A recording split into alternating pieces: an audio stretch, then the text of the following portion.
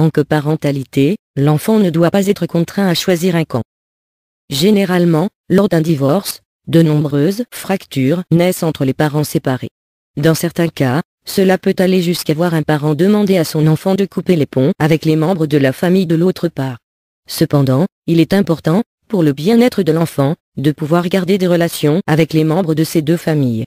Pour cela, il est essentiel que vous parveniez de dépasser vos problèmes de grande personne pour agir dans l'intérêt de l'enfant en l'aidant à trouver l'estime de soi dont il aura besoin et le sentiment d'appartenance à un clan dans lequel il se sent en sécurité. 2. Adoptez une attitude positive et faites-en de même dans vos discours. Il est vrai que votre mariage ou votre relation avec votre ex-conjoint, n'a pas fonctionné. Vous êtes blessé, désabusé, vous avez un sentiment de rancœur et de rage, mais tout n'est pas qu'échec. Vous avez conçu, à deux, l'une des plus belles choses qui soit, un enfant.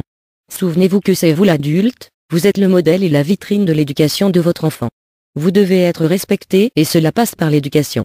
Un enfant qui dispose d'une autorité coparentale structurée, dispose d'un atout qui l'aidera à grandir dans de bonnes conditions. 3. L'enfant n'est pas un messager. Ne pouvant jamais vous porter garant de la manière dont sera accueilli un message que vous adresseriez par le biais de votre enfant à votre ex-conjoint adressé, par précaution préservez-le. Votre enfant ne doit pas être le messager entre vous et votre ex-conjoint.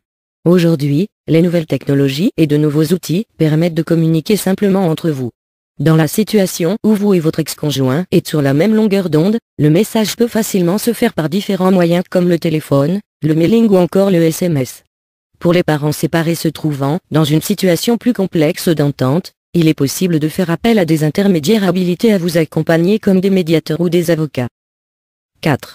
Définissez les limites et les attentes de votre enfant. Des limites saines au sein de votre foyer permettront de cadrer l'environnement de l'enfant et de favoriser son bon développement. Si vous pensez ne pas être sûr des limites que vous imposez en fonction des événements de la séparation, faites appel à un spécialiste compétent pour vous accompagner dans cet exercice d'éducation. Il ne faut pas penser que votre enfant quittera votre domicile pour celui de votre ex-conjoint, parce que vous avez déterminé des limites. Expliquez-lui bien les choses et les raisons de ces limites. L'important pour vous est d'être clair et raisonnable dans vos attentes et n'hésitez pas à en discuter avec votre ex-conjoint, Il est toujours possible, dans la pire des situations, que votre enfant vous monte l'un contre l'autre pour en tirer avantage. Le discours doit être le maître mot.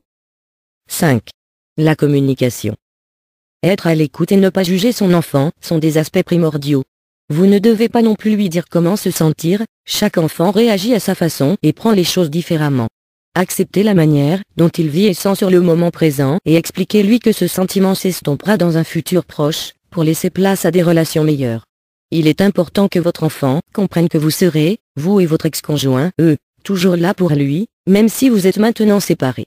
Vous pouvez aussi proposer à votre enfant de discuter avec une personne qui ne le jugera pas en faisant appel à des amis communs ou des spécialistes reconnus et neutres dans cette situation. 6. La confiance et la sécurité. Que vous ayez votre enfant en garde alternée ou en garde exclusive, il est important que votre enfant évolue dans un univers raisonnablement paisible et sécurisé.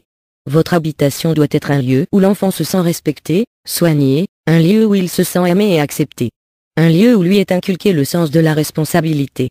L'ambiance de quiétude et de sécurité que vous veillez à faire régner à votre domicile doit demeurer votre principale préoccupation, même si vous pensez que celle à laquelle est confronté votre enfant chez votre ex-conjoint, n'est pas complètement la meilleure pour son bien-être.